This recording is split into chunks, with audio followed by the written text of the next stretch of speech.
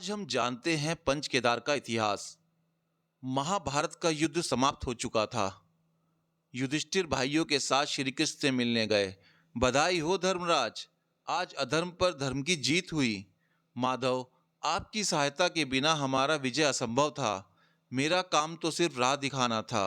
उस राह पर चलना तो आप सब पर निर्भर करता है। पार्थ, पांचों पांडव श्री कृष्ण की बात सुन रहे थे। वो बड़े दुखी लग रहे थे। आप सब इतने चिंतित क्यों हैं? क्या हुआ? देवकी नंदन, हमने अपने ही भाइयों की हत्या की है। हम सभी को इस बात का खेद है। हाँ माधव, अब आप कोई उपाय बताइए। हम इस भ्रातृ हत्या के पाप से मुक्ति कैसे पाएं? ओह, तो इस बात से चिंतित हैं आप। आपको इसके लिए महादेव के पास जाना होगा। एक महादेव ही आपको भ्रातृ हत्या के पाप से मुक्ति दिला सकते हैं। किंतु किंतु क्या माधव? श्री कृष्ण चिंतित हो गए। महादेव, आप पांचों से ऐसे ही अत्यंत रुष्ट हैं। माधव, आप चिंतित ना हो। वो चाहे कितने भी रुष्ट हों, हम पांचों उनके दर्शन करके ही हस्तिनापुर वापस लौटेंगे। हाँ माधव, अब हमें आज्ञा दीजिए। हम विश्वनाथ के दर्शन हेतु काशी प्रस्थान करते हैं। युधिष्ठिर श्री कृष्ण के सामने हाथ जोड़ते हैं। कल्याण हो। पांचों भाई काशी जाने के लिए निकल पड़ते हैं और कुछ दिनों के बाद वो काशी पहुंच जाते हैं। काशी पहुंचने के बाद उन्हें वहां शिवजी नहीं मिले। पांचों भाई बहुत ही चिंतित हो गए। यहाँ तो शिवजी नहीं है। अर्जुन, वस्तुतः महादेव हमसे अत्यंत रुष्ट हैं, इसलिए वो हमें दर्शन नहीं दे रहे। तो क्या अब हम क्या करें? हे माधव, अब आप ही हैं जो हमें रास्ता दिखा सकते हैं। तभी श्री कृष्ण जी वहां प्रकट होते हैं। पार्थ, मैंने पहले ही कहा था कि महादेव आपसे अत्यंत रुष्ट हैं और इसलिए वो आपको प्रत्यक्ष दर्शन नहीं देना चाहते। तो हमें इस भ्रातृ हत्या के पाप से मुक्ति कैसे मिलेगी? हाँ, मुक्ति तो आप सबको केवल महादेव ही दिला सकते हैं। और क्योंकि वो आपको प्रत्यक्ष दर्शन नहीं देना चाहते, वो काशी से अंतर्ध्यान होकर अपने प्रिय स्थल केदार में गए हैं। अगर आपको उनके प्रत्यक्ष दर्शन करने हैं तो आपको केदार क्षेत्र में जाना होगा। उचित है, उनके दर्शन करने के लिए हमें कितना भी दूर क्यों ना जाना पड़े, हम जाएंगे और मुक्ति पाकर ही वापस लौटेंगे। कल्याण हो। श्री कृष्ण वहां से अदृश्य हो जाते हैं। पांचों भाई अब केदार की क्षेत्र की ओर प्रस्थान करते हैं। थोड़े दिनों के पश्चात वे केदार पहुंच जाते हैं। शिवजी पांडवों को वहां देखते हैं और उन्हें देखते ही वो क्रोधित हो जाते हैं। ये सब यहाँ भी पहुंच गए, किंतु मैं इन्हें दर्शन देना नहीं चाहता। मैं बैल रूप धारण करके और बैल के झुंड में शामिल हो जाता हूँ।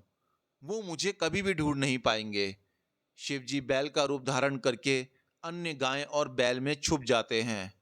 पांचों पांडव शिवजी को ढूंढ रहे थे। भ्राता युधिष्ठिर, यहाँ तो कहीं पर भी महादेव नजर नहीं आ रहे। श्री कृष्ण ने तो कहा था वो यहीं है। हाँ, इतने में पशुओं के झुंड पर उनकी नजर पड़ती है। उसमें से एक बैल बाकी बैलों से एकदम अलग दिखता है। उसको देखकर भीम को बहुत ही आश्चर्य होता है।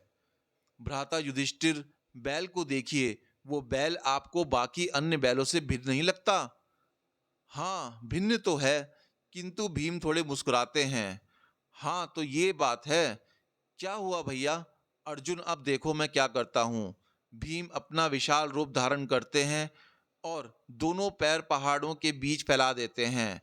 मुझे ज्ञात हो गया है कि मेरे भोलेनाथ ने बैल का रूप धारण किया है, हमें भ्रमित करने के लिए। अब अन्य सारे पशु मेरे दो पैरों के बीच से चले जाएंगे, लेकिन महादेव नहीं जाएंगे। और हुआ भी वैसे ही। बाकी सारे जानवर भीम के दोनों पैरों के नीचे से निकल गए, सिर्फ एक बैल को छोड़कर। यह देखकर बाकी चारों पांडवों ने भी शिवजी को पहचान लिया।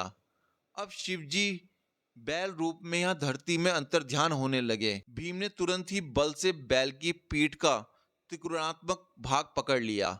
शिवजी बोले, अब तो मुझे इन पांडवों के समक्ष प्रकट होना ही पड़ेगा। शिवजी अपने वास्तविक रूप में आते हैं और भीम भी। पांचों पांडव शिवजी के समक्ष नतमस्तक खड़े हो जाते हैं। मैं आपकी भक्ति से बहुत प्रसन्न हुआ।